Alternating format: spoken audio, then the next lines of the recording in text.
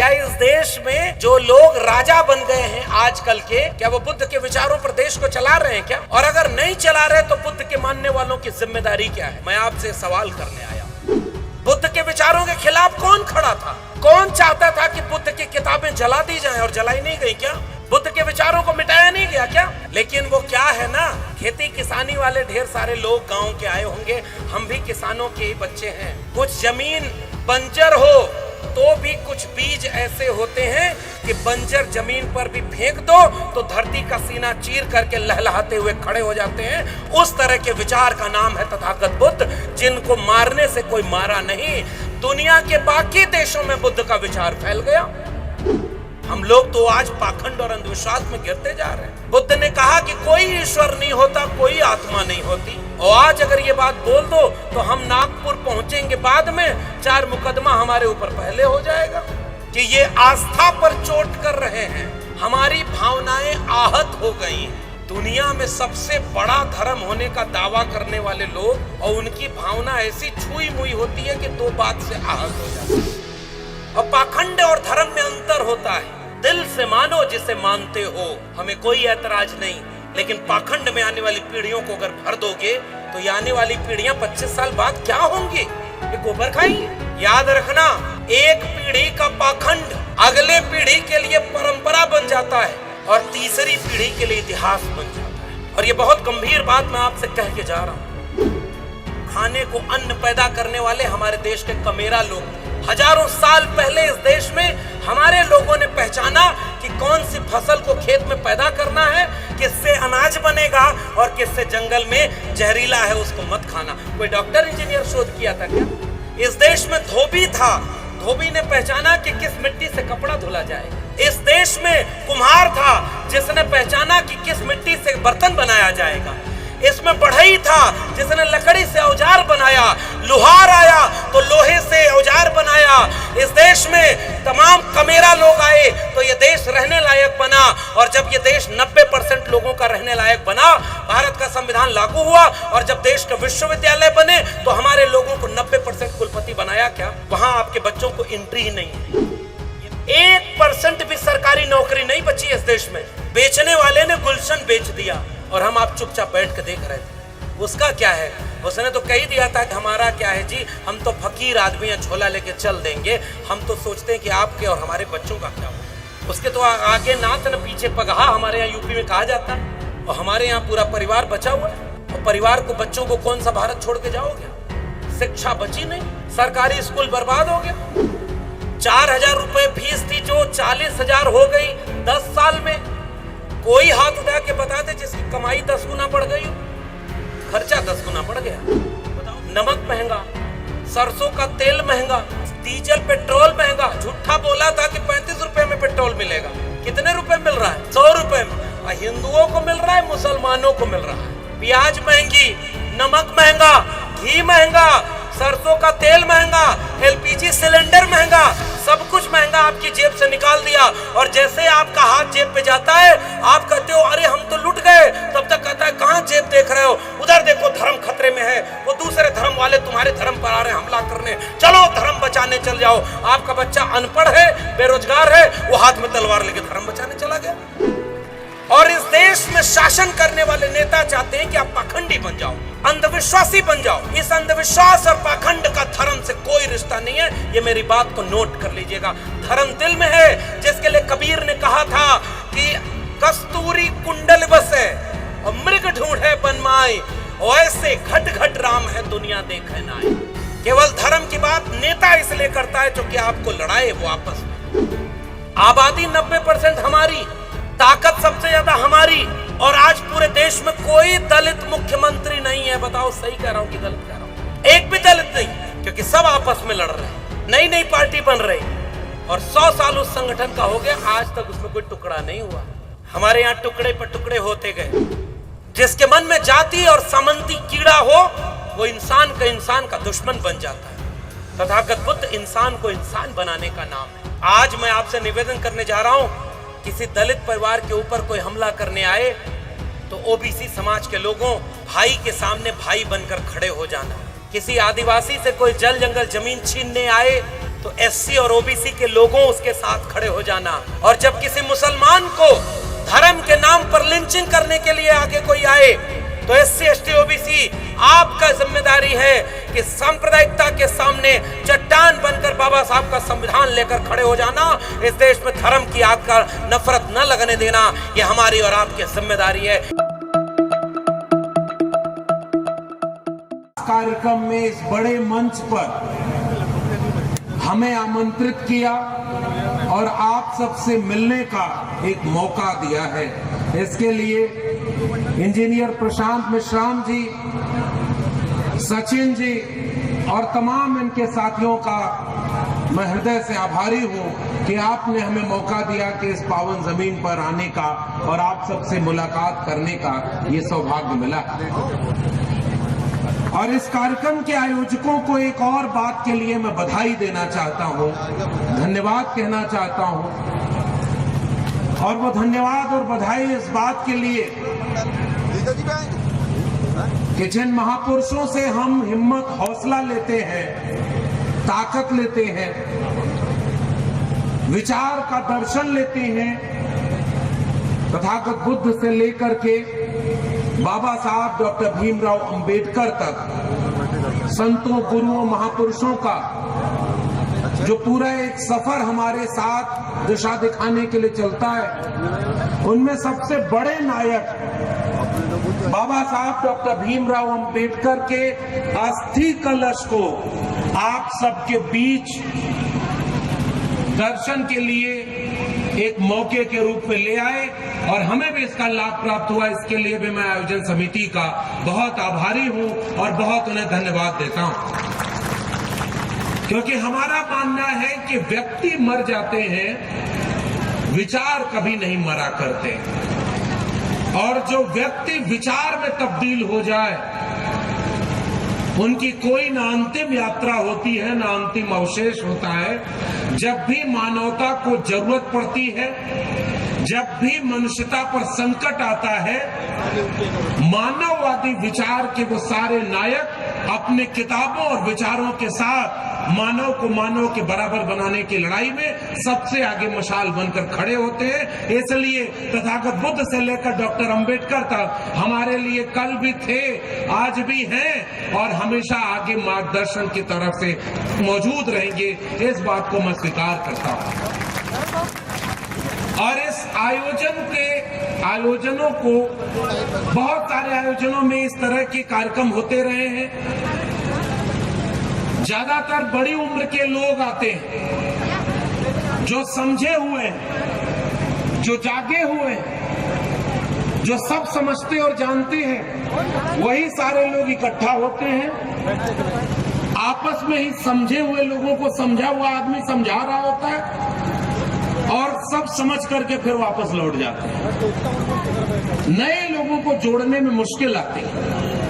लेकिन इस कार्यक्रम में जो एक सबसे खास बात हमें दिखी और जिसके लिए मैं फिर से बधाई दूंगा और जो आज के समय में बहुत महत्वपूर्ण है, नई पीढ़ी के विद्यार्थियों को, 10वीं और 12वीं के प्रतिभावान विद्यार्थियों को यह आयोजन समिति इस कार्यक्रम में सम्मानित करेगी और उनके शिक्षा और कलम किताब पर हौसला बढ़ाएगी।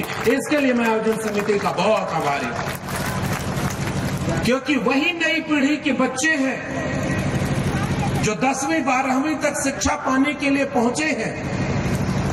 वही कलम और किताब से जब जागरूक होंगे, समझेंगे, तो आने वाला कल हमारा सुरक्षित होगा। वरना मध्य प्रदेश के बालाघाट के लोगों, मैं तो उस राज्य से आ रहा हूं जहां कलम और किताब बेची जा रही है, हर हाथ में जो कलम और किताब पहुंची है उसको छीना जा रहा है और हर हाथ में तलवार पकड़ाई जा रही है, बंदूक पकड़ाने की कोशिश की जा रही है। लोग चाहते हैं कि नई पीढ़ी के बच्चों को बंदूक और तलवार दे दें, कभी वो किसी नेता की जुलूस और रैली में शामिल हो जाए तो कभी दंगा कराने की भीड़ में शामिल हो जाए।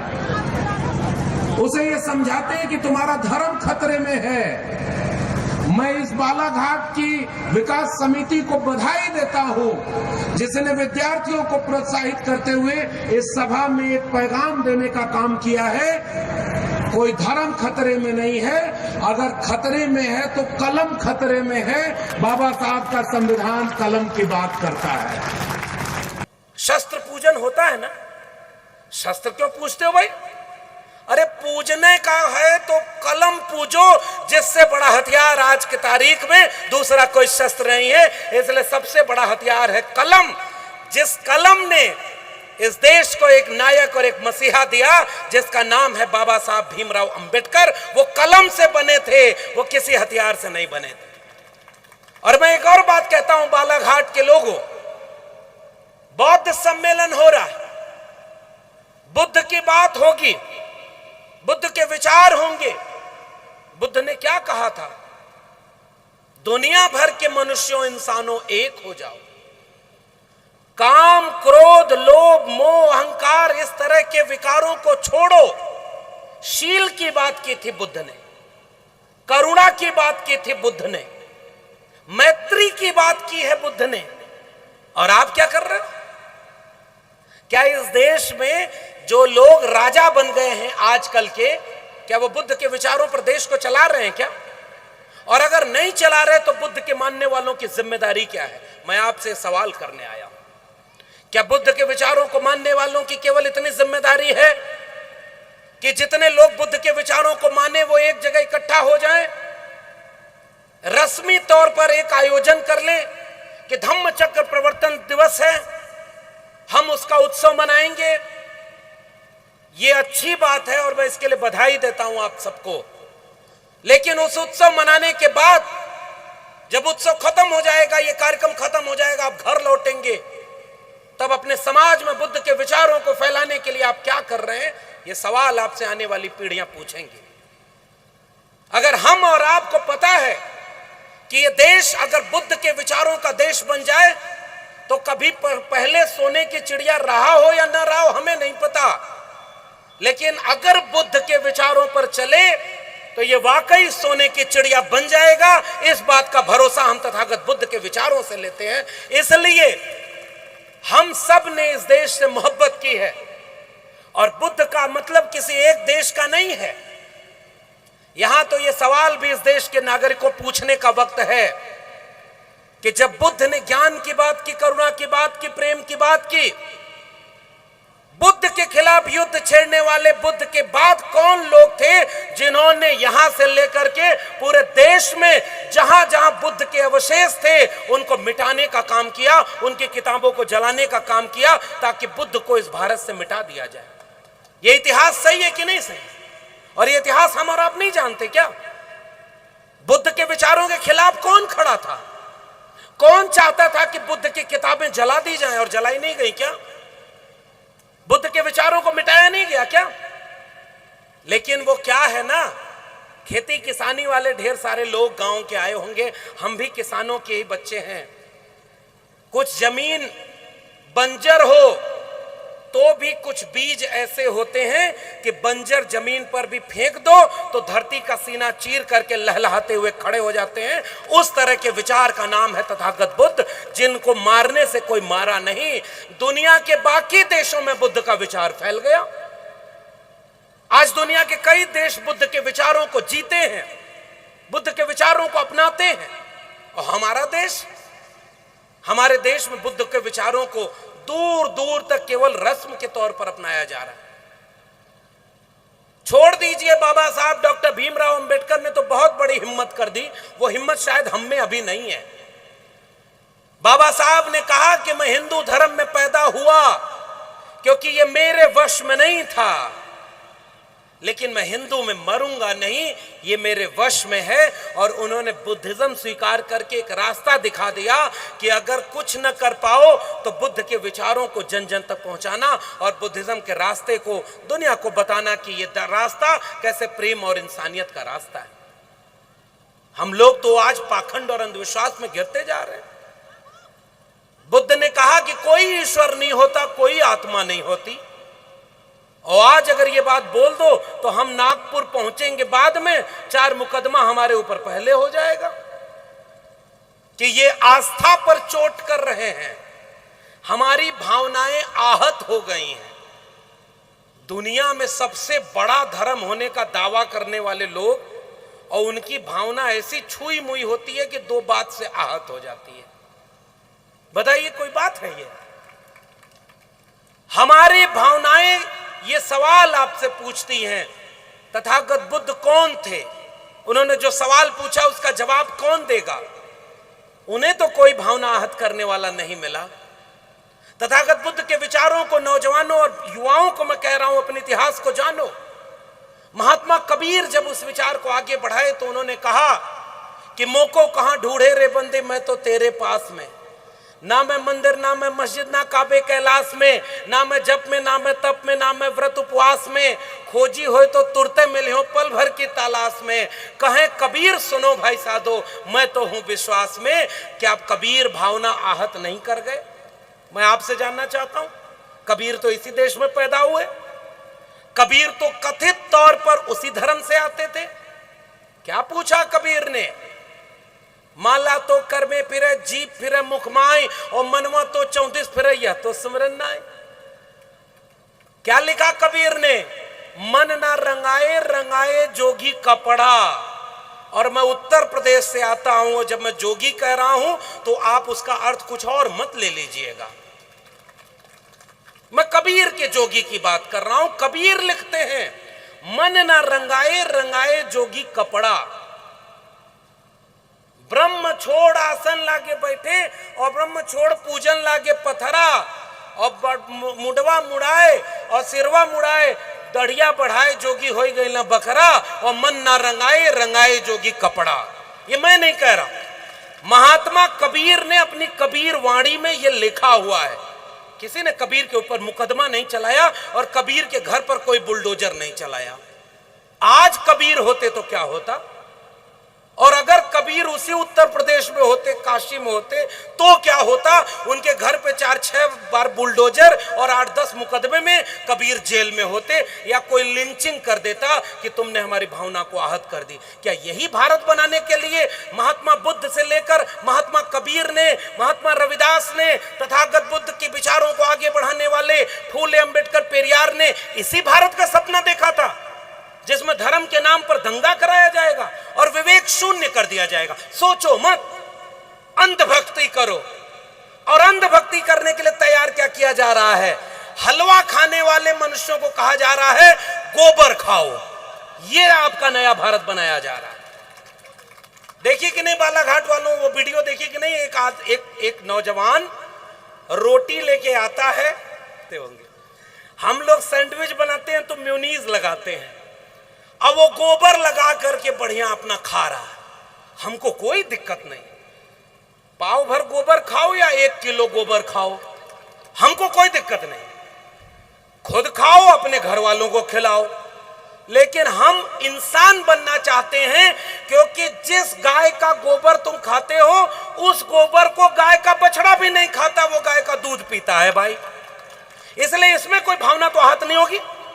हम इस देश को गोबर वाला देश नहीं बनने देंगे। हम कहेंगे कि हलवा खाओ, पानी पियो, अच्छा खाओ, अच्छा पहनो, अच्छा सोचो और अच्छे इंसान बनो। इसके लिए हम बुद्ध के विचारों को इस देश में आगे बढ़ाना चाहते हैं।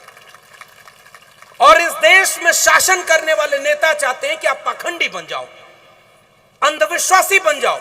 इस अंधविश्वास और पाखंड का धर्म से कोई रिश्ता नहीं है। ये मेरी बात को नोट कर लीजिएगा। धर्म दिल में है, जिसके लिए कबीर ने कहा था कि कस्तूरी कुंडल बसे और मृग ढूंढे बनमाई, और ऐसे घट घट राम है दुनिया देखे नाए।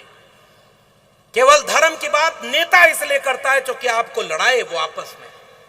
हिंदू को मुसलमान से रोज लड़ाओ, गरीब को अमीर से लड़ा दो, पुरुष का हक में खाते रहे, महिलाओं को कुछ मत दो। ये तो इस देश में हजारों साल से रहा। क्या इस देश में बंटवारा नहीं था क्या? इस देश में बाबा साहब अंबेडकर, पुरानी बात छोड़ देता हूं, बाबा साहब भीमराव अंबेडकर जब स्कूल में पढ़ने गए तो वो कौन लोग थे जिन्होंने कहा था कि तुम्हारी जाति अछूत है और तुम्हें शिक्षा नहीं मिलेगी और स्कूल से बाहर बिठा दिया? मैं जानना चाहता हूं क्या वो दूसरे धर्म के लोग थे? इस सवाल का जवाब कौन पूछेगा? और हमारे दलित पिछड़े आजकल डर गए हैं कि सही सवाल भी नहीं पूछ पाते। डॉक्टर अंबेडकर को स्कूल में शिक्षा पाने से रोकने वाले क्या दूसरे धर्म के थे? आप बताइए, जोर से बोलिए। कथा भागवत सुनने जाते कहीं और तो वहां पर जोर जोर से नारा लगवाते हैं। कम से कम विचार की कथा सुनने आए हैं तो आपको सक्रिय रहना पड़ेगा। बताइए जोर से, क्या बाबा साहब अंबेडकर को किसी दूसरे धर्म वालों ने शिक्षा देने से रोका? क्या महात्मा फूले को स्कूल खोलने से, घर से निकलवाने में दूसरे धर्म वालों की भूमिका थी क्या? सावित्रीबाई फूले जब शिक्षा देने जाती थी तो उनके ऊपर कचरा और मैला फेंकने वाले क्या किसी दूसरे धर्म के लोग थे क्या? अय्यंकाली एक दक्षिण भारत के महापुरुष हैं। अय्यंकाली को जब आप पढ़ेंगे तो देखेंगे जिस मार्ग पर अछूतों को चलने नहीं दिया जाता था, 1850 से 1900 के बीच के भारत का इतिहास बता रहा हूं। एक शाम उनके घर वाला कोई चला तो उसके बाहर अपने ही धर्म के वो लोग जो खुद को श्रेष्ठ समझते थे, उन्होंने उनके घर वालों को मारा पीटा कि तुम अछूत इस सड़क से कैसे चल सकते हो, तुम्हारी हिम्मत कैसे हो गई? घर लौटे अय्यंकाली, एक बैलगाड़ी ली, उस बैलगाड़ी पर बैल बांधा, वो कपड़ा पहना जिस कपड़े को पहनने का अधिकार इस देश के शूद्रों को नहीं था, हाथ में बैलों के गले में घंटी बांधी और हाथ में कटार लिया और उस सड़क पर पूरी बैलगाड़ी लेकर दौड़ पड़े जिस सड़क पर अछूतों को चलने के लिए पाबंदी लगा दी गई थी। और उसके बाद उस सड़क पर जब दंगा हुआ तो जितने अछूत थे वो अपने हक और अधिकार के लिए सड़क पर उतर गए। आज भी गूगल करके पढ़ना, न समझ में आए तो डॉक्टर लक्ष्मण यादव के यूट्यूब चैनल पर सामाजिक न्याय की पाठशाला में अय्यंकाली का एपिसोड देखना। केवल 150 साल पहले हमारे लोग सड़क पर चले इसके लिए भी दंगा हो जाता था। बताओ वो दंगा कराने वाला कोई दूसरे धर्म का था क्या? नारायण गुरु के खिलाफ कोई दूसरे धर्म का लोग खड़ा था क्या? यह सवाल मेरा आपसे है कि इसी देश में जब इंसान को इंसान से बांटा गया तो जिन्होंने इंसान को इंसान से मिलाया, उस फूले अंबेडकर पेरियार के सपनों का भारत बनाने वाले हम लोग धर्म के दंगे की राजनीति नहीं करना चाहते। इंसान को इंसान के बराबर बनने वाले विचारों का ये बौद्ध मैत्री सम्मेलन है, उसकी बात करेंगे और सांप्रदायिकता की आग को इस देश में फैलने नहीं देंगे। बाबा साहब अंबेडकर तो विदेश गए पढ़ने, यहां रोका तो फेलोशिप मिली, विदेश गए पढ़ने, विदेश से जब भारत लौटे 32 डिग्री डॉक्टर भीमराव अंबेडकर लेकर लौटे थे। 4-4 पीएचडी, मैं अकेला एक पीएचडी कर पाया। डॉक्टर अंबेडकर 4 पीएचडी किए थे, 32 डिग्री लेकर लौटे थे और एक भी फर्जी डिग्री नहीं थी, सारी ओरिजिनल डिग्री बाबा साहब अंबेडकर की थी, एक भी फर्जी डिग्री नहीं थी। क्या हुआ उनके साथ? 10 दिन नौकरी कर पाए थे डॉक्टर भीमराव अंबेडकर सयाजी बाग बड़ोदरा में, क्योंकि जब नौकरी करने बैठे अफसर बनकर तो उनको फाइल फेंक कर दिया जाता था कि तुम अछूत हो, तुम हमारे बॉस कैसे बन जाओगे? पानी पीना है, मटका अलग रखा हुआ है। 10 दिन नौकरी नहीं कर पाए। मैं गया पिछली बार और उसके बाद 11वें दिन डॉक्टर अंबेडकर वो नौकरी छोड़ करके रेलवे स्टेशन की तरफ लौटे, एक बगीचे में बैठे और नौजवानों, आपको मैं ये कहानियां सुनाना चाहता हूं और 1000 किलोमीटर दूर से यही बताने आया हूं, क्योंकि आपके व्हाट्सएप पर रील्स जो आ रही है वो दंगा कराने वाली रील्स आ रही है, क्योंकि आपको अपना इतिहास तो पता ही नहीं। आप कब उनके चक्कर में आ जाते हो आपको पता ही नहीं। पूछो ना सवाल कि डॉक्टर अंबेडकर 10वें दिन के बाद 11वें दिन गुजरात के वडोदरा के सयाजी बाग में बैठे फूट फूट कर रोने लगे। इतना पढ़ लिख करके मैं विदेश से लौटा, मेरे साथ जब इतना अछूत का बर्ताव किया जा रहा है जाति देखकर, तो मेरे समाज के साथ क्या होगा? वही संकल्प लिया भीमराव अंबेडकर ने कि मैं अब कहीं भागूंगा नहीं। ऐसा नहीं है कि यहां का पैसा लेके विदेश भाग जाऊं और लंदन में ऐश करूं। भागने वालों का नाम डॉक्टर अंबेडकर नहीं है। वो उन्होंने कहा कि अब इस देश में रहूंगा, नौकरी की चिंता छोड़ो, जब तक अपने देश से जातिवाद नहीं खत्म कर लेता तब तक इस देश में अपनी क्रांति की बात को आगे बढ़ाता रहूंगा। इसलिए उस जमीन को आज भी संकल्प भूमि के नाम से जाना जाता है। डॉक्टर अंबेडकर ने संकल्प लिया कि इस देश से जातिवाद खत्म करना है, जो इंसान को इंसान से बांटता है। और डॉक्टर अंबेडकर के मानने वालों, हम और आप सीने पर हाथ रख के बताओ, क्या जातिवाद खत्म हो गया? क्या जोर से बोलिए, अब जातियां खत्म हो गई क्या? जाति बची है तो फिर बाबा साहब के सपनों का भारत बना है क्या?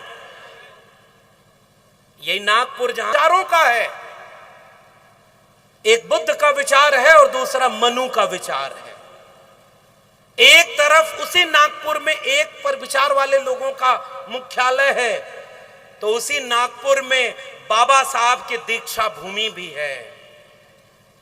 उसी नागपुर में दोनों विचार आमने सामने खड़े थे आज से लगभग 75 साल या 100 साल पहले। अगर 1956 से जोड़ लें तो अलग बात है, नहीं तो 100 साल के बीच का इतिहास दो विचारों के संघर्ष का था। बुद्ध के बारे में मेरे बाद के लोग और अच्छा बोलेंगे, आप किताब पढ़ के बुद्ध को जान लीजिएगा। मैं आपसे बुद्ध और अंबेडकर की जीवनी बताने नहीं आया। आज अगर तथागत बुद्ध होते, आज अगर अंबेडकर होते तो क्या कर रहे होते, यह बात मैं आपसे कहने आया हूं। क्या बाबा साहब ये देखकर खुश हो रहे होते कि उनकी बुनाई बुद्धिस्ट सोसाइटी ऑफ इंडिया के इतने टुकड़े हो गए? उनकी बनाई party Republic party of India के इतने टुकड़े हो गए? उनके बनाए संगठन मिलिंद कॉलेज खोला था डॉक्टर अंबेडकर ने, क्या स्थिति है उसकी? कहां है बुद्ध के सपनों का भारत? और जो दूसरे विचार के लोग थे, 100 साल उनके पूरे होने जा रहे हैं, उन्होंने पूरे देश को अपने कब्जे में ले लिया। मैं नाम नहीं ले रहा हूं, समझदार को इशारा काफी, क्योंकि यह वैचारिक मंच है।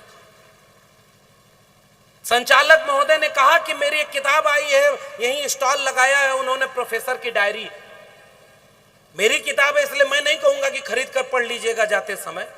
हिंदी में भी है, मराठी में भी, न मिले तो ऑनलाइन मंगा लीजिएगा। आपका मन हो तो पढ़िएगा। लेकिन जानते हैं मुझे नौकरी से क्यों निकाला गया? क्योंकि नौकरी प्रोफेसर की 14 साल में दिल्ली यूनिवर्सिटी में प्रोफेसर था, असिस्टेंट प्रोफेसर। और प्रोफेसर बनने के लिए पढ़ने का जितना एलिजिबिलिटी थी सब मेरे पास थी। मेरी भी सारी डिग्री ओरिजिनल थी, लेकिन एक डिग्री नहीं थी जो उनके कार्यालय में बनती है, उनकी शाखा में बनती है, और उनके लोगों का विश्वविद्यालयों पर कब्जा है। इसलिए विश्वविद्यालय में अब प्रोफेसर वो होगा जो उनकी विचारधारा का होगा।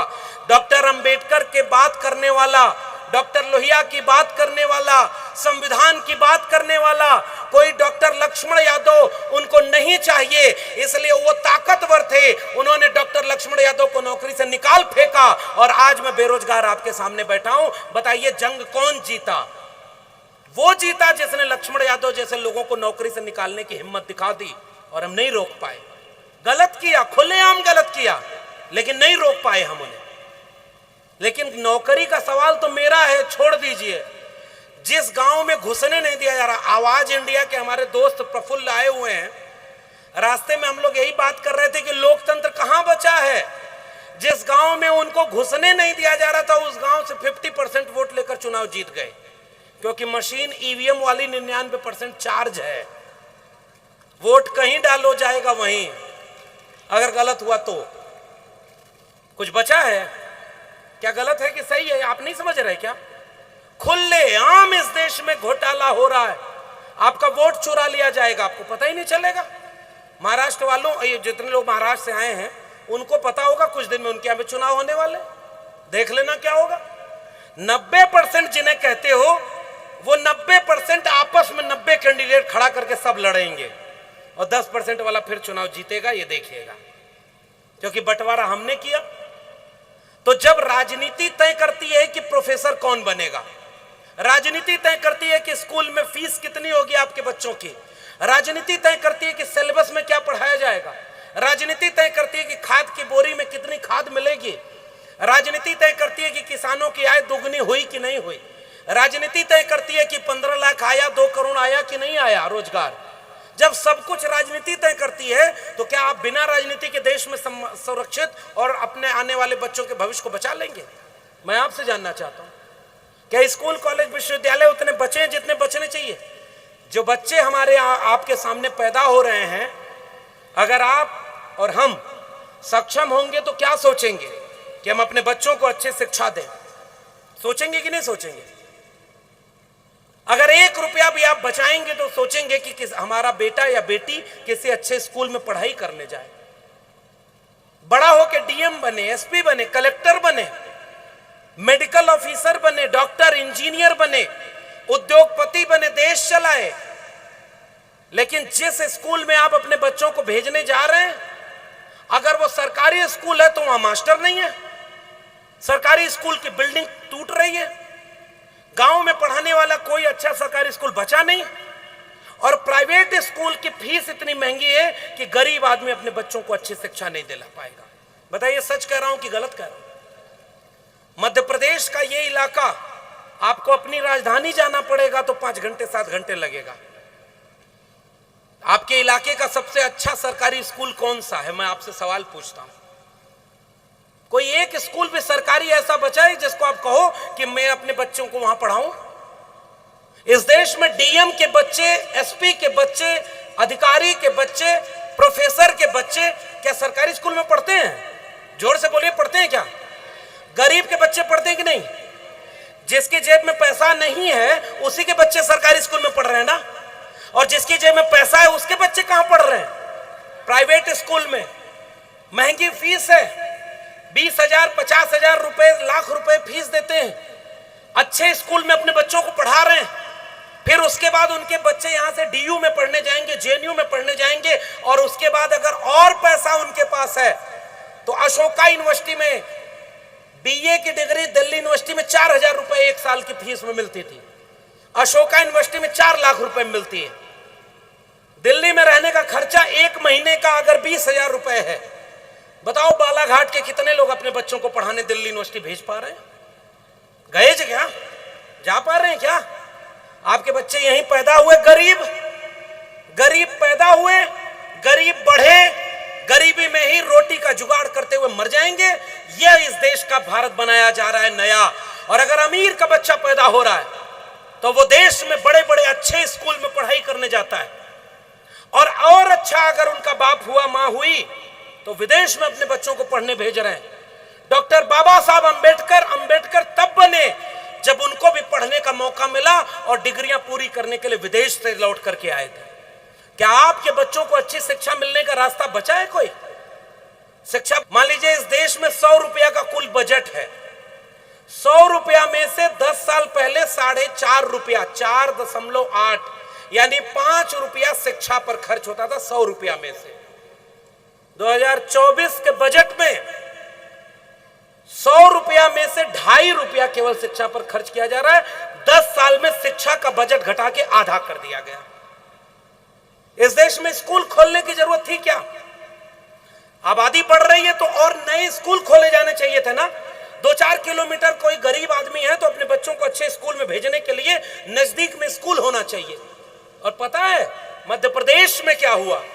पिछले 10 साल में कितने हजार सरकारी स्कूल बंद कर दिए गए। मैं आपको होमवर्क दे रहा हूं, प्रोफेसर हूं, भले नौकरी चली गई, एक होमवर्क आपको दे रहा हूं, खोजिएगा कि आपके राज्य के कितने सरकारी स्कूल बंद कर दिए गए, ताकि गरीब का बच्चा पढ़ाई भी ना कर पाए।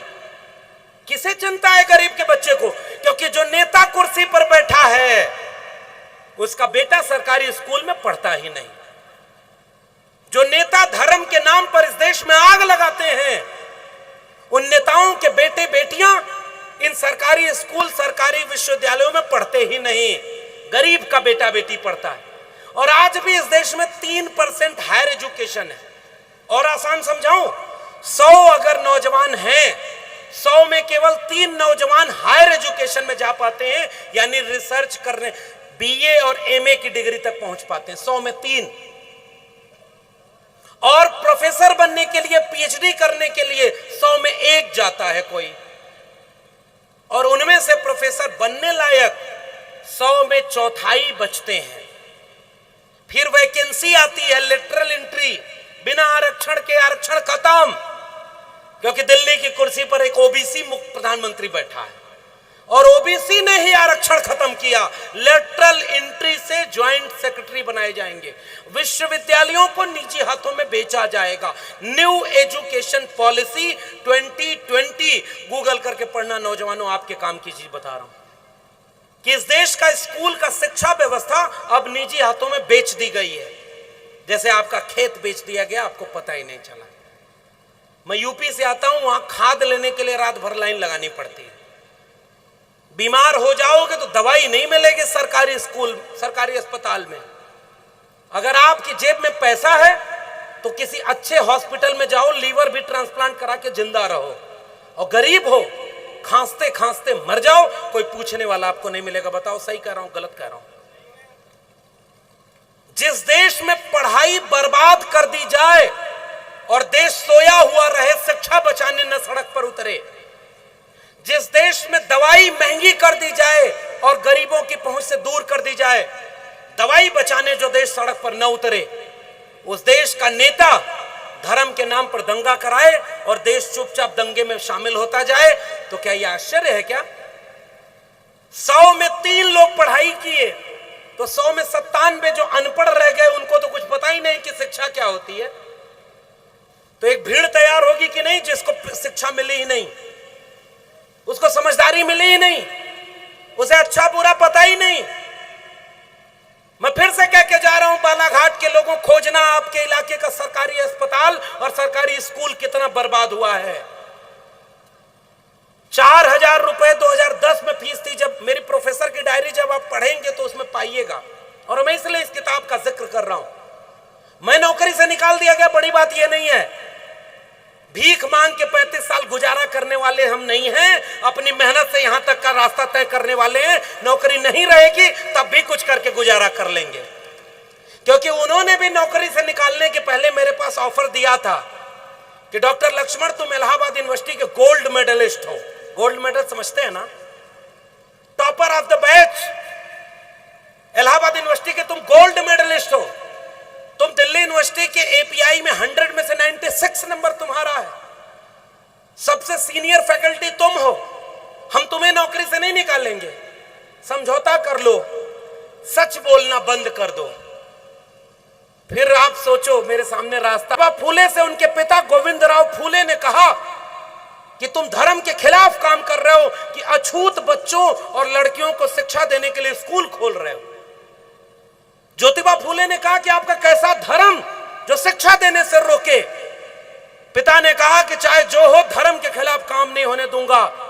आज तुम्हारे सामने विकल्प है, या तो तुम अपना स्कूल चुनो या अपना घर चुनो। बालाघाट के लोगों, अगर इतिहास जानते हो तो बताओ, क्या बाबा साहब अंबेडकर के गुरु महात्मा फूले ने अपना अच्छा पिता और अपना घर चुना था, या घर छोड़ करके अपना स्कूल चुन लिया था और घर से बाहर निकल गए थे? बताइए सच क्या है? क्या चुना था? जोर से बोलिए। इसका मतलब अगर ज्योतिबा फूले अच्छे पुत्र होते तो अपने पिता का कहना मानते, लेकिन जब पिता गलत हो जाए ना तो बगावत करनी पड़ती है। इसी देश में समाजवादियों का एक नारा था कि सच कहना अगर बगावत है तो समझो हम भी बागी हैं। और बागियों ने ही इस दुनिया को रहने लायक बनाया है। समझौता करने वाले लोग केचुआ बन के रह गए, उनको कोई इतिहास में याद नहीं करता। जिन्हें मिटाने की कोशिश की गई, आज शान और शौकत से हम आने वाली पीढ़ियों को अपने महापुरुषों का इतिहास बता रहे हैं, क्योंकि हमारे महापुरुषों ने समझौता नहीं किया था। डॉक्टर अंबेडकर ने समझौता नहीं किया, महात्मा फूले ने समझौता नहीं किया, घर छोड़ दिया, स्कूल खोला और उस स्कूल में पढ़ाने जाने वाले लोगों को भी प्रताड़ित किया गया। फिर से सोचकर बताइए, ज्योतिबा फूले के खिलाफ कोई दूसरे धर्म के लोग थे क्या? समझदार को इशारा काफी, ज्ञान बहुत दे दिया। अब एगो चुटकुला समझिए। एक आदमी तोता पाले हुए था, तो जब वो तोता आए, उसका दोस्त आए, तो तोता उसको देख के बोलता था कि पागल आ गया, पागल आ गया। उस आदमी को बड़ा खराब लगता था। फिर अगले दिन आया, फिर तोता बोला देखो पागल आ गया। वो जाके अपने दोस्त से बोला तुम्हारा तोता बहुत बदमाश है, मुझे देखता है तो कहता पागल आ गया।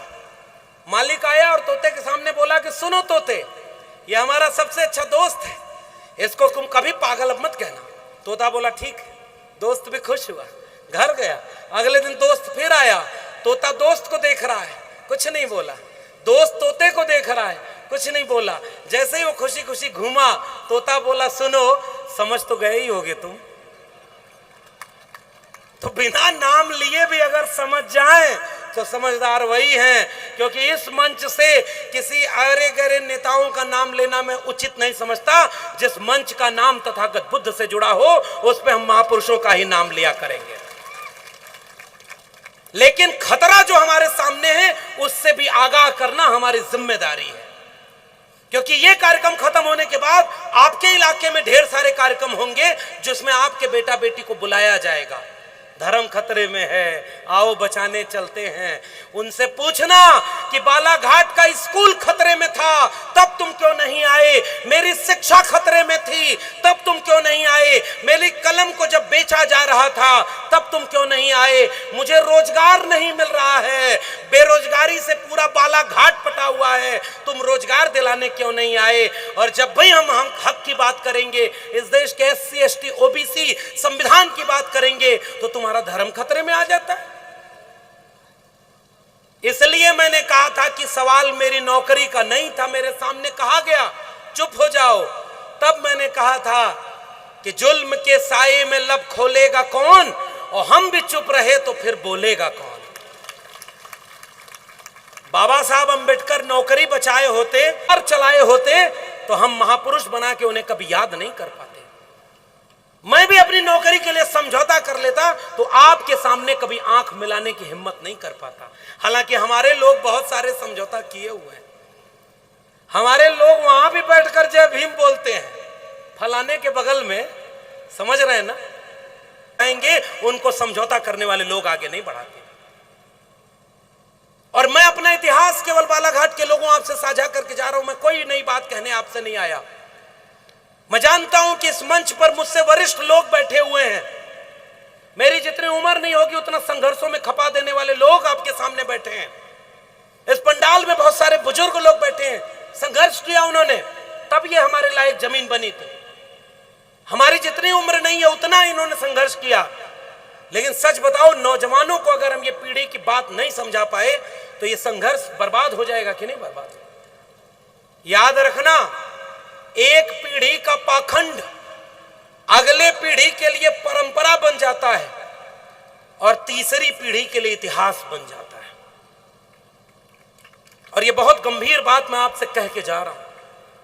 एक पीढ़ी का पाखंड दूसरी पीढ़ी के लिए परंपरा बन जाता है और तीसरी पीढ़ी के लिए इतिहास बन जाता है, क्योंकि नई पीढ़ी के बच्चों को हमने इतिहास पढ़ाया ही नहीं, उन्हें पता ही नहीं, उन्हें कुछ अपने इतिहास का वास्ता ही नहीं।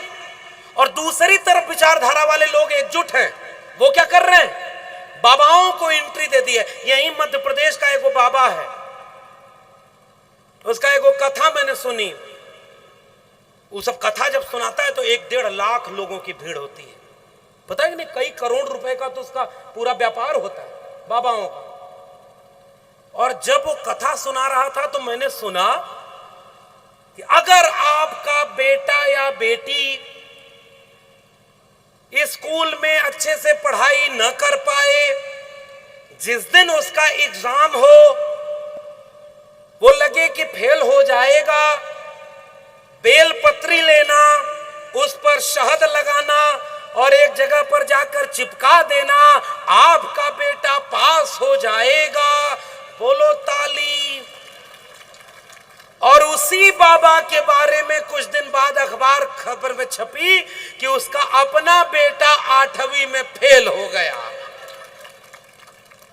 ऐसे पाखंडी बाबाओं को अगर देश में चमत्कारी बना के पढ़ाया जाएगा तो नई पीढ़ी के बच्चों का भविष्य बचेगा क्या? दुकान चला ली सबने, बड़े बड़े संत बने थे, बाद में बलात्कार के आरोप में जेल चले गए। और जब चुनाव आता है तो संतों को, बलात्कारी जो थे जेल में, उनको पैरोल दे दिया जाता है। कहां संविधान बचा है? कितना बचा है? धर्म के नाम पर दंगा और बच्चों को पाखंड सिखा रहे। एक रील्स में देख रहा था, नौजवान भी रील्स देखते होंगे। एक आदमी बुजुर्ग बैठा है मंच पर, बाल वाल बढ़ाए, सामने कोई आया, कहा बाबा, कहा क्या हुआ बच्चा? कहा पथरी है पेट में। बहुत पीड़ा हो रही है। कहा रुको, कहाँ है, वहां हाथ लगा लो। वो ऐसे हाथ लगा लिया।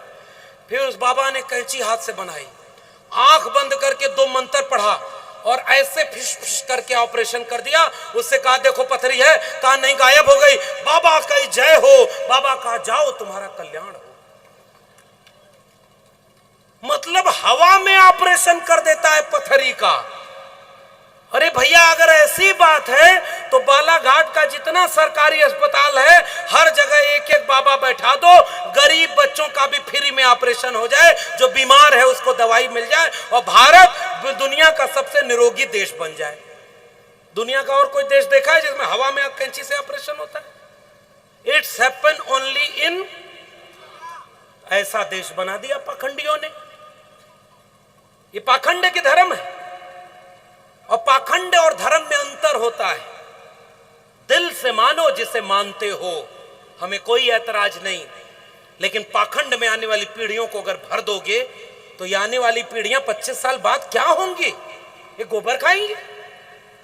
एक आदमी ने बोला कि कोरोना जब आया तो हमारे देश में कोरोना का प्रकोप नहीं होगा। क्यों? कहा कि गोबर अगर आप शरीर पर लगा लीजिए तो रेडिएशन से बच जाएंगे। दूसरा बोला कि गोबर के छत बना लीजिए तो ऊपर से आप परमाणु बम भी गिरेगा तो नहीं मरेंगे। तीसरा बोला कि अगर गोबर में नहाएंगे तो सारा दुख दूर हो जाएगा। चौथा बोला कि गोबर का रोज अगर चारों तरफ घर के रहे गाय का गोबर तो कोई कीटाणु विषाणु नहीं आएगा। मैंने कहा कि 100 ग्राम गाय का गोबर रोज खाया करो, थोड़ा दिमाग भी बढ़ेगा और तुम इंसान बन जाओगे। हमारे देश के लोगों को इसमें मत ले जाओ। खाने को अन्न पैदा करने वाले हमारे देश के कमेरा लोग थे। हजारों साल पहले इस देश में हमारे लोगों ने पहचाना कि कौन सी फसल को खेत में पैदा करना है, किससे अनाज बनेगा और किससे जंगल में जहरीला है उसको मत खाना। कोई डॉक्टर इंजीनियर शोध किया था क्या? इस देश में धोबी था, धोबी ने पहचाना कि किस मिट्टी से कपड़ा धुला जाएगा। इस देश में कुम्हार था जिसने पहचाना कि किस मिट्टी से बर्तन बनाया जाएगा। इसमें बढ़ई था जिसने लकड़ी से औजार बनाया। लुहार आया तो लोहे से औजार बनाया। इस देश में तमाम कमेरा लोग आए तो ये देश रहने लायक बना। और जब ये देश 90% लोगों का रहने लायक बना, भारत का संविधान लागू हुआ और जब देश के विश्वविद्यालय बने तो हमारे लोगों को 90% कुलपति बनाया क्या? वहां आपके बच्चों को एंट्री ही नहीं है। ये मैं आपसे जाते जाते कह के जा रहा हूं।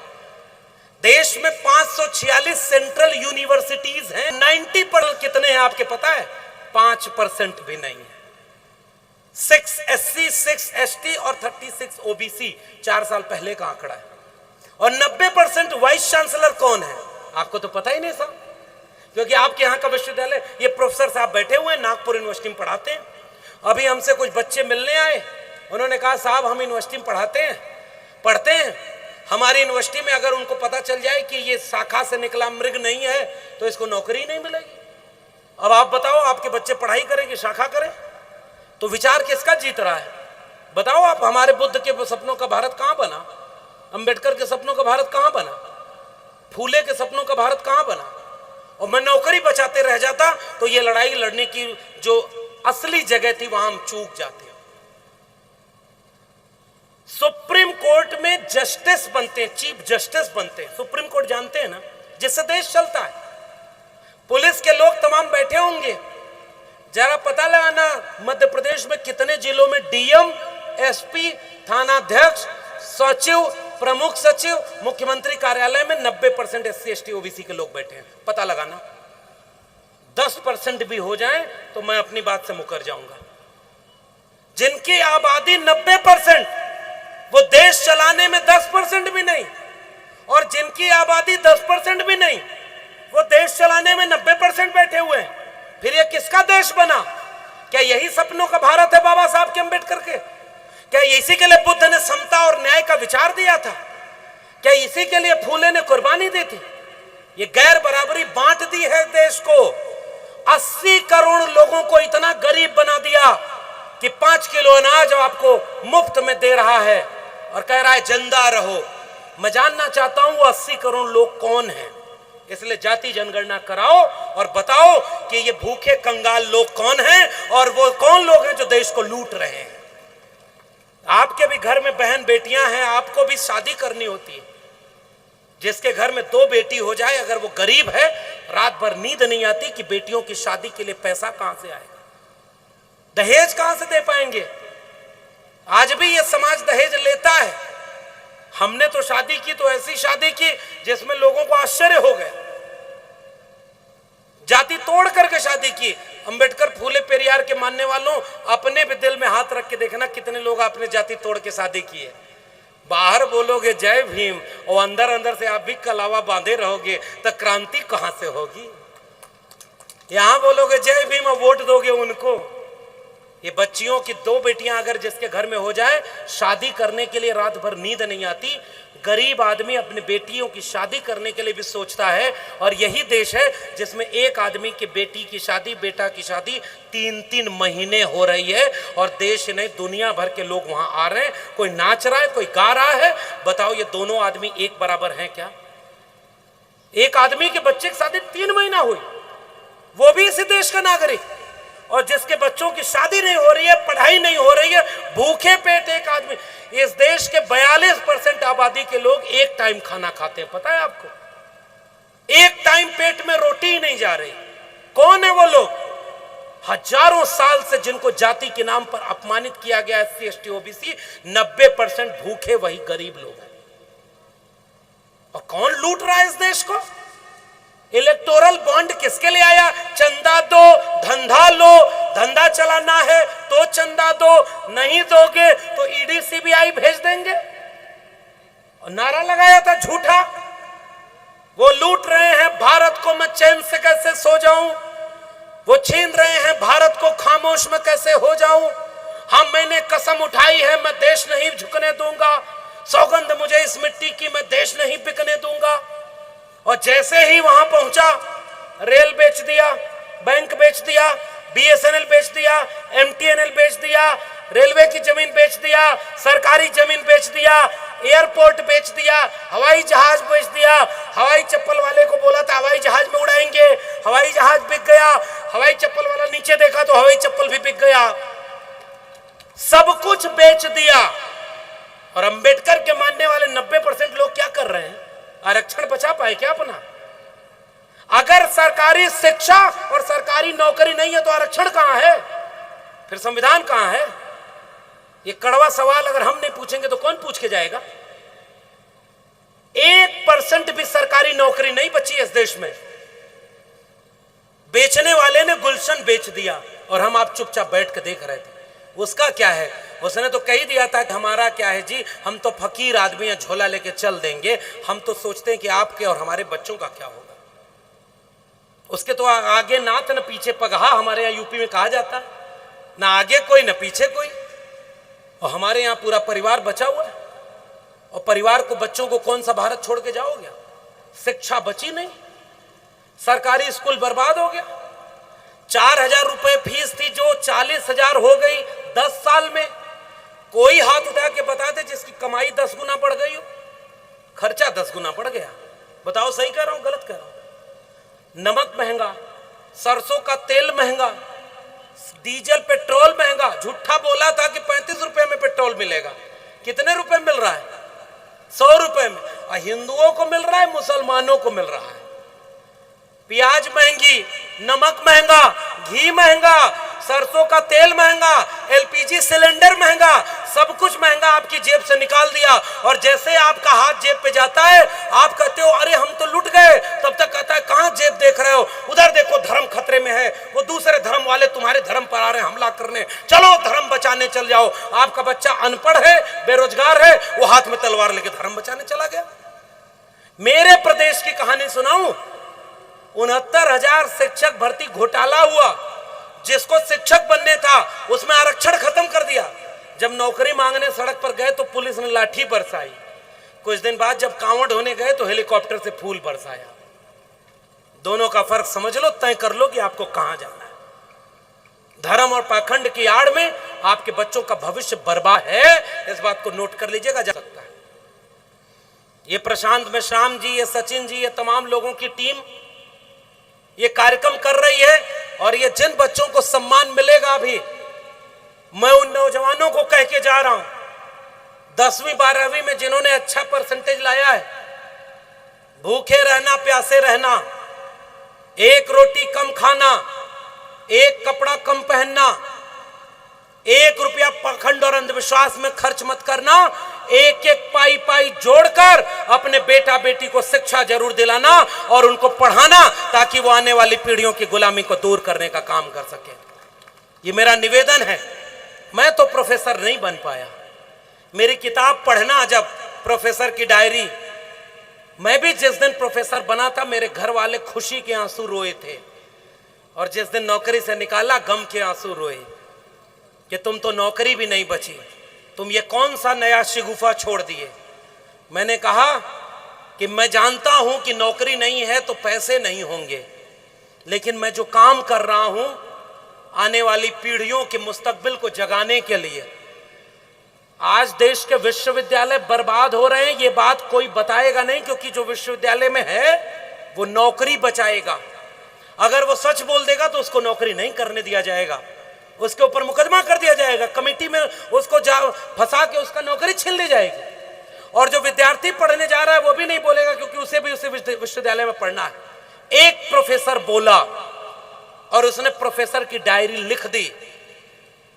5-6 महीने में 50,000 कॉपी उस किताब की बिक चुकी है, 50,000, और ये रिकॉर्ड बना है आपकी तरह। अगर आज आप किताब पढ़ना चाहो तो उसको एक बार पढ़ना, एक रात में पढ़ सकते हो। मान्यवर कांशीराम इसी महाराष्ट्र में आए थे नौकरी करने। मान्यवर कांशीराम जब नौकरी करने आए, उनको बहुत उस तरह से मिशन आंदोलन की तब तक पता नहीं था। ये तो शुक्रिया अदा करिए, दीना भाना जी और तमाम लोग मिले मान्यवर कांशीराम को, और मान्यवर कांशीराम को एक बार किताब भेंट की थी, एनिहिलेशन ऑफ कास्ट। एक इंटरव्यू में कांशीराम बोलते हैं, मैंने एक रात में बैठे बैठे वो पूरी किताब पढ़ ली। उस दिन मुझे लगा कि मेरा समाज वो अभी अपनी लड़ाई नहीं लड़ पा रहा है। एक विदेशी पत्रकार एक बार बाबा साहब से मिलने आया, रात हो गई, डॉक्टर अंबेडकर जाग करके कुछ लिख रहे थे। डॉक्टर अंबेडकर का कलश है, तो डॉक्टर अंबेडकर पूजने की चीज नहीं है, ये निवेदन करने आया हूं। उस कलश के सामने खड़े होकर आईने की तरह अपने से आंख मिलाइएगा कि जो कारवां डॉक्टर अंबेडकर ने इतनी कुर्बानी देकर के यहां तक पहुंचाया था, और आगरा के भाषण में कह के गए थे कि बड़ी मुश्किल से कारवां यहां तक पहुंचाया हूं, इसे आगे बढ़ाना, और आगे न बढ़ा पाओ तो वहीं छोड़ देना, पीछे मत जाने देना। उस कलश के सामने बालाघाट के लोगों अपने आप से सवाल, आंखों के सामने डॉक्टर अंबेडकर का कारवां मीलों पीछे नहीं ले जाया जा रहा है? बताइए, जा रहा है कि नहीं जा रहा है? हम बचा पा रहे हैं क्या? फिर किस बात के लिए हम डॉक्टर अंबेडकर को याद करें? हम नाकाम और निकम्मी औलादें बनकर रह गए हैं, क्योंकि ये कड़वी सच्चाई है। आबादी 90% हमारी, ताकत सबसे ज्यादा हमारी, और आज पूरे देश में कोई दलित मुख्यमंत्री नहीं है। बताओ सही कह रहा हूं कि गलत कह रहा हूं? एक भी दलित नहीं, क्योंकि सब आपस में लड़ रहे हैं, नई नई पार्टी बन रही, और 100 साल उस संगठन का हो गया, आज तक उसमें कोई टुकड़ा नहीं हुआ। हमारे यहां टुकड़े पर टुकड़े होते गए। सोचने की जरूरत है। बड़े बड़े भाषण कर से समाज को नहीं बदलाव आएगा। मैं भी भाषण करके इतना माला पहनाया है, इतना सम्मान दिया है, मैं तो खुश होकर के घर लौटूंगा, आपको शुक्रिया अदा करूंगा। इससे क्या समाज की पीड़ा दूर हो जाएगी? मेरे एक व्यक्ति की लड़ाई नहीं है, हमने तो कुर्बानी दे दी जो देनी थी। मैं आज 1.5 लाख रुपए सैलरी का प्रोफेसर होता, एसी में बैठकर प्रोफेसरी करता, और दिल्ली यूनिवर्सिटी का प्रोफेसर था। यहां गर्मी में आकर यहां क्या मिलेगा? मुझे तो बालाघाट से चुनाव भी नहीं लड़ना है। अगली बार चुनाव लड़ना होता तो इसका कोई फायदा लेता। फिर क्या वजह है? जानते हैं क्या है? एक पीड़ा है और एक जिम्मेदारी है। क्योंकि मैं जब यहां खड़ा हूं ना, तो मैं ये जानता हूं कि अगर इस देश में बाबा साहब अंबेडकर का संविधान और मंडल कमीशन लागू न होता तो आज मैं यहां पहुंच ही नहीं पाता। फिर प्रोफेसर बनने के सपने का कोई मतलब नहीं रह जाता। तो अगर संविधान और मंडल कमीशन का हमने फायदा उठाया और आज वो खतरे में है, तो बचाने नहीं आएंगे हम अपनी नौकरी बचाएंगे, हम अपना परिवार बचाएंगे। हर आदमी चाहता है कि भगत सिंह पैदा हो, लेकिन हमारे घर में नहीं, पड़ोसी के घर में पैदा हो। फिर क्रांति कौन करेगा? आज आपके घर में कोई फूले बन जाए तो आप वही दौड़ा लोगे, चुप रहो, पहले पढ़ाई करो, तुम्हें करियर बनाना है, फूले पड़ोसी बनेगा। क्रांति कहां से होगी? कितने माताओं बहनों को आपने सावित्रीबाई फूले बनाया? उनके यहां बलात्कारी भी है तो उसको वो बचा लेते हैं। आपके यहां लड़ने वालों का भी आप साथ नहीं दे पाते। ईमानदारी से कहूं तो सच कह रहा हूं, जो लड़ता है वो कई बार अकेला पड़ जाता है। भाषण देने के लिए मैं भी बड़ी बड़ी बात घंटों बोल सकता हूं, इतना अध्ययन किया है मैंने। डॉक्टर अंबेडकर की लिखी किताबें पढ़ी हैं, आंख फोड़ करके पढ़ी है, लेकिन ज्ञान का आतंक दिखाने आपके यहां नहीं आया हूं, पीड़ा आपसे साझा कर रहा हूं, क्योंकि मैं अपने हिस्से की लड़ाई लड़ना चाहता हूं। जो कर्जा मेरे ऊपर फूले अंबेडकर पेरियार के संघर्ष का है, जो कर्जा कबीर रैदास का है, जो कर्जा बुद्ध और नानक का है, पलटू दादू भीखा का है, आज वो लौट के आएंगे लड़ने क्या? आज का अंबेडकर पैदा हो, और हमारे आप में समझ में इतना अब हिम्मत नहीं बची है कि कोई नया अंबेडकर पैदा कर लेंगे। कोई नया फूले अब नहीं लौट के आने वाला, कोई पेरियार अब नहीं आने वाला। ये यही जो कौम है, इसी को जगा के अपने लोगों को बचाना होगा। हमने भी सोचा था कि प्रोफेसर की नौकरी चली जाएगी, घर का खर्च कैसे चलेगा। हमने सोचा कि कुछ न कुछ कर लेंगे, लेकिन इस कारवां को रुकने नहीं देना है। इसलिए अपने घर की रसोई छोड़ करके लाखों लोगों की रसोई में, चूल्हा में आग जले और रोटी मिले और सबको सबके हिस्से का हक और अधिकार मिले, इसकी लड़ाई जो फूले अंबेडकर पेरियार की है, उसको लड़ने के लिए हम आज आपके बीच में आए हैं। और कोई हमारा स्वार्थ आपसे नहीं है, लेकिन इस कार्यक्रम को खत्म होने के बाद जब घर लौटिएगा तो सोचिएगा कहीं हम और आप भी साल में एक कार्यक्रम करने के लिए रस्मी तौर पर भक्त तो नहीं गए। चैत्य भूमि चले जाएंगे, नमन कर लेंगे, वहां जाकर के नमो बुद्धाय जय भीम बोल लेंगे, और उसके बाद की लड़ाई कौन लड़ेगा? जितने ओबीसी समुदाय के लोग आए, किसान परिवार से आए, सबसे ज्यादा धर्म और पाखंड में वो फंसे हुए हैं, और आजकल दलित लोग भी उनको वोट दे रहे हैं, जिनको ये उम्मीद थी कि सब समझ जाएंगे, जागरूक हो जाएंगे। 100 में 90 वोट आपका है, 10 वोट उसका है, 40 वोट पर सरकार बना रहा है, तो वो 30 वोट किसका ले जा रहा है? सोच के बताओ, हमारा और आपका है कि नहीं? हम और आपको पता ही नहीं नोट कहां देनी है और वोट कहां देना है। जिस कौम को नोट और वोट देने का ही आज तक पता नहीं, वो क्या महापुरुषों के संघर्षों का भारत बनाएगी? आपको अपना दुश्मन पहचान में नहीं आ रहा है। यही नागपुर से वो निकला। नागपुर का 2 ही चीज पहले फेमस था, एक नारंगी संतरा और एक और समझदार को।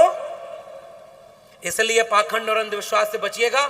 उनके 100 साल पूरे होने जा रहे हैं, वो पूरे देश पर राज कर रहे हैं, विश्वविद्यालयों में वो राज कर रहे हैं, टेलीविजन पर बैठकर वो राज कर रहे हैं। आपके कितने पत्रकार पैदा किए, ये प्रफुल्ल बैठे हुए हैं। आपका एक चैनल आवाज इंडिया है, कितने लोगों ने उसको अपना मीडिया बनाया? जितने प्रोफेसर आपके थे, जितने स्टूडेंट थे, उनमें पढ़ने वालों को कितने लोगों ने आपने जेब काट के पढ़ने के लिए किसी बच्चे को फीस का पैसा दिया? कितने लोगों को आपने डॉक्टर और इंजीनियर बनाया? और आपके बीच में कोई कथा सुनाने वाला, भागवत सुनाने वाला आया और चंदा लूट करके लेके चला गया, और हम और आप समझ नहीं पाए। इसलिए हमारा माल लूटा जा रहा है और लुटेरे खुश हैं, और आपको 5 किलो अनाज दे रहे हैं और दूसरी तरफ से धर्म खतरे में बता रहे हैं और पाखंड की कथा गांव-गांव पहुंचा रहे हैं। इसलिए मैं केवल जाते जाते गुजारिश कर रहा हूं, बहुत वक्त ले लिया मैंने। पाखंड और अंधविश्वास से बचिए और बचाइए, शिक्षा की तरफ जाइए। आने वाली पीढ़ी के बच्चों को कलम और किताब दे करके, उनको शिक्षा दे करके, उनको आने वाले भविष्य के लिए तैयार करिए। क्योंकि बहुत महत्वपूर्ण बात समझिएगा, वक्त की ये जरूरत समझ लो, बिन पढ़े अब गुजारा नहीं है। न कोई साथी और न हुकूमत, कोई भी अब तुम्हारा नहीं है। तुम पढ़ो और पढ़कर लिखो सब, वरना तारीख बदली मिलेगी। अब कलम और कागज से बढ़कर दूसरा कोई चारा नहीं है। कलम और कागज से बढ़कर दूसरा कोई चारा नहीं। मैं आपसे विदा लेते हुए निवेदन करके जा रहा हूं, इन बच्चों का हौसला बनिएगा जो 10वीं और 12वीं में अच्छे अंक लेकर आए। और मिलजुल कर एकजुट रहिएगा। किसी दलित समाज, यही खैरलान जी बगल में है ना, खैरलान जी का किस्सा 2006 का हमने भी सुना। कितना दुर्भाग्यपूर्ण था कि भैया लाल बहुत मांगे के परिवार पर हमला करने वाले लोग कौन थे, ये आप भी जानते और हम भी जानते हैं। जिसके मन में जाति और सामंती कीड़ा हो वो इंसान का दुश्मन बन जाता है। तथागत बुद्ध इंसान को इंसान बनाने का नाम है। आज मैं आपसे निवेदन करने जा रहा हूं, किसी दलित परिवार के ऊपर कोई हमला करने आए तो ओबीसी समाज के लोगों भाई के सामने भाई बनकर खड़े हो जाना। किसी आदिवासी से कोई जल जंगल जमीन छीनने आए तो एससी और ओबीसी के लोगों उसके साथ खड़े हो जाना। और जब किसी मुसलमान को धर्म के नाम पर लिंचिंग करने के लिए आगे कोई आए तो एससी एसटी ओबीसी आपका जिम्मेदारी है कि सांप्रदायिकता के सामने चट्टान बनकर बाबा साहब का संविधान लेकर खड़े हो जाना। इस देश में धर्म की आग का नफरत न लगने देना, यह हमारी और आपकी जिम्मेदारी है। यह निवेदन करने मैं आपसे आया हूं, क्योंकि हमारी लड़ाई धर्म की लड़ाई नहीं है, हमारी लड़ाई शिक्षा की लड़ाई है, हमारी लड़ाई रोजगार की लड़ाई है, हमारी लड़ाई संविधान की लड़ाई है। संविधान बचाने के लिए हम सबको एकजुट होना होगा, और एकजुट अगर नहीं हुए तो बारी बारी सब मारे जाएंगे। जलते घर को देखने वालों, फूस का छप्पर आपका है, आग के पीछे तेज हवा है, आगे मुकद्दर आपका है। उनके कत्ल पे मैं भी चुप था, मेरा नंबर अब आया, मेरे कत्ल पे आप भी चुप हो, अगला नंबर आपका है। इस बात को याद रखिएगा, ये मैं आपसे कह के जा रहा हूं। एक लक्ष्मण यादव को नौकरी से निकाला, पढ़ना उसका किस्सा प्रोफेसर की डायरी में, लेकिन अगली बार कोई रोहित वेमुला, कोई पायल तड़वी, कोई लक्ष्मण यादव न बने, यह जिम्मेदारी समाज की है। और याद रखना, जिंदा लोग मिशन को रुकने नहीं देते और मुर्दा लोग कोई मिशन चला भी नहीं सकते। सीधा सा वाक्य है। अगर हक की लड़ाई लड़नी हो, भीख मांगी जाती है मांग करके, अधिकार मांग के नहीं लड़ करके छीना जाता है, तब अधिकार मिलता है। भीख में अधिकार कोई आपको देने वाला नहीं है। और आखिर में निवेदन करने आया हूं, एससी एसटी ओबीसी माइनॉरिटी के लोगों एक हो जाओ, 90% लोगों एक हो जाओ, किसी भटकावे में मत आओ, और कोई आपसे अनावश्यक बहस करे मत आना उसमें। एक बार एक जंगल में आखिरी किस्सा सुना के जा रहा हूं। एक जंगल में गधा आया और कहा कि जंगल की घास नीले रंग की है। तो एक बाघ बोला कि अरे मूर्ख, जंगल की घास तो हरी है। गधा बोला नहीं, घास नीली है। बाघ बोला अरे कैसे तुम देख रहे हो, ये घास हरी है। गधा बोला चलो राजा के पास। दोनों लड़ते लड़ते राजा के पास पहुंचे। बाघ बोला देखो ये गधा कह रहा है कि घास नीली है। गधा बोला हुजूर आप ही न्याय करो, देखो घास नीली है कि नहीं है। शेर राजा था। राजा ने बोला गधा सही कह रहा है, बाघ को 1 साल के लिए जंगल से बेदखल करने की सजा दी जाती है। गधा चारों टांग पे नाचते हुए खुश होके गया। अच्छे दिन आ गए, अच्छे दिन आ गए। बाघ देखकर हैरान, अरे हुजूर ये क्या आप अन्याय कर रहे हो? आप देख रहे हो घास हरी है और आपने कह दिया कि गधा सही बोल रहा और हमें सजा दे दी। ध्यान से सुनना बालाघाट के लोगों, मेरा पैगाम इसमें छिपा है।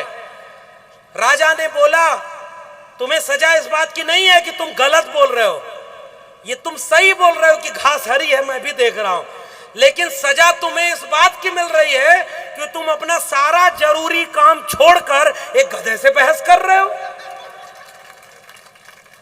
सारा जरूरी काम छोड़कर गधे से बहस। हमारे लोग भी क्या आपस में बहस करके अपना समय जाया नहीं करते? कोई अचानक आपसे आके कहता है कि ये खतरे में, वो खतरे में, आप भी कहते हो हाँ थोड़ा सा खतरे में है और आप भी चल देते हो बना बचाने। मैं आपसे कह के जा रहा हूं कलम खतरे में है, इस मेरे वाक्य को याद रखिएगा। कलम से ही मुस्तकबिल बनता है, कलम से ही कोई पेरियार बना, कलम से ही कोई अंबेडकर बना, कलम से ही कोई फूले बना, कलम से ही कोई शाहू बना, कलम से ही कोई लोहिया बना, कलम से ही कोई मंडल और कांशीराम बना। और अगर ये कलम बिक गई और आपके बच्चों के हाथ से चली गई तो आने वाली पीढ़ियां मजदूर बन जाएंगी और आपके बच्चे मानसिक रूप से गुलाम पैदा होंगे। मेरा ये वाक्य याद रखिएगा। इसलिए कलम बचाने के लिए एकजुट हो जाइए और भाई से मत लड़िएगा। जीतने का ये हुनर भी आजमाना चाहिए। जंग अगर भाई से हो तो हार जाना चाहिए। याद रखिएगा मेरी बात। अपनों की दो चार आलोचना भी सुननी पड़ती है, मैं भी सुनता हूं, मेरे लोग भी मेरी आलोचना करते हैं। केवल भाषण देने से नहीं समाज बदलेगा। तो नौकरी भी तो चली गई, अब और क्या त्याग कर दूं? मैं तो बढ़िया 1.5 लाख की नौकरी कर रहा था। पढ़ना प्रोफेसर की डायरी। मेरी मां रोई थी जिस दिन मुझे नौकरी मिली थी, लेकिन वो आंसू खुशी के आंसू थे। और 6 दिसंबर 2023 को जब मुझे नौकरी से ये कहते हुए निकाला गया कि ये संघ और आरएसएस का विरोध करता है, ये बुद्ध और फूले पेरियार की बात करता है, ये खतरा है क्योंकि ये लोगों को जगाने की बात करता है। उस दिन भी तारीख थी 6 दिसंबर और मुझे नौकरी से उसी दिन निकाला गया। मैंने भी सोचा बाबा साहब के जीवन का इतना बड़ा दिन, अगर मुझे नौकरी से निकाला गया तो जरूर कोई बड़ा मुस्तकबिल होगा। उनके मिशन के कारवां को आगे बढ़ाने का काम जारी रखेंगे। और इसीलिए मैंने वो प्रोफेसर की डायरी लिखी है। आप भी उसको पढ़िएगा और आपस में लोगों को पढ़ाइएगा और नौजवानों को खासकर कह के जा रहा हूं, क्योंकि कल आपको उसी विश्वविद्यालय में जाना है। कल आप ये मत कहिएगा कि जब विश्वविद्यालय खंडहर हो रहे थे कोई बताया क्यों नहीं। क्योंकि गुलाम मानवर कांशीराम ने किताब लिखी जिसका नाम है चमचा योग। बहुत सारे चमचे बन गए और आज वो प्रोफेसर भी बहुत सारे हैं, वाइस चांसलर भी हैं, मंत्री और विधायक भी हैं। प्रधानमंत्री के बारे में कुछ नहीं कहूंगा, लेकिन याद रखिए धर्म खतरे में है कि बात कहने वाले में, दंगा करने वाली भीड़ में बड़े बड़े नेताओं का एक भी बेटा बेटी नहीं आता। गृह मंत्री का बेटा बीसीसीआई का चेयरमैन बना है, जो आईसीसी तक पहुंच गया, करोड़ों रुपए कमा रहा है। और भाजपा के दंगाई नेताओं के बेटे विदेश में पढ़ाई करते हैं और एससी एसटी ओबीसी के बच्चों को कहते हो कि दंगा करो। मैं आपसे कह रहा हूं कहीं मत जाना। अगर स्कूल कॉलेज विश्वविद्यालय बचाना हो तो बचाना। धर्म उनके पहले भी था, धर्म उनके बाद भी रहेगा। धर्म नहीं, शिक्षा बचाओ, स्कूल कॉलेज और विश्वविद्यालय बचाओ, संविधान बचाओ, क्योंकि उसी संविधान का कर्जा हमारे ऊपर है। और इस आग लगाने की लड़ाई में, जंगल में आग लगी तो एक चिड़िया अपने चोंच के एक बूंद पानी से जंगल की आग बुझा रही थी। बालाघाट उमरी के लोगों, मेरा पैगाम याद रखना। बाकी चिड़िया हंस रही थी कि इतनी बड़ी आग लगी है और तुम चोंच के एक बूंद पानी से आग बुझा रही हो। तुम्हारे चोंच के एक बूंद पानी से आग बुझेगी? उस चिड़िया के पैगाम में मेरा पैगाम है। उस चिड़िया ने कहा कि मुझे पता है कि ये जंगल की आग मेरे चोंच के एक बूंद पानी से नहीं बुझेगी, मगर जब इस जंगल की आग का इतिहास लिखा जाएगा तो मेरा नाम आग लगाने वालों में नहीं, आग बुझाने वालों में शामिल होगा।